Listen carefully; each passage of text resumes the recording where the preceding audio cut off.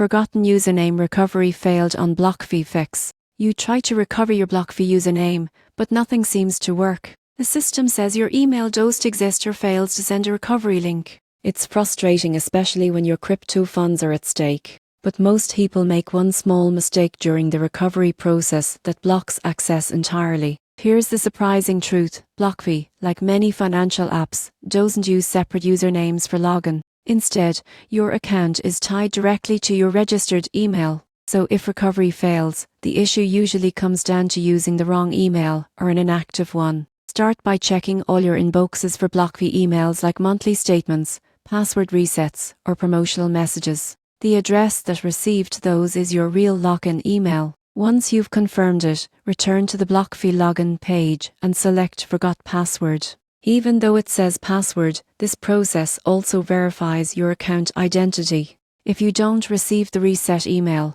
look in your spam or promotions folder. Some email providers automatically flag crypto-related messages as suspicious. Mark them as safe and request the reset again. If you've deleted your email account or no longer have access to it, contact BlockFi support directly. You need to verify your identity with your name, date of birth, phone number, and possibly a government photo.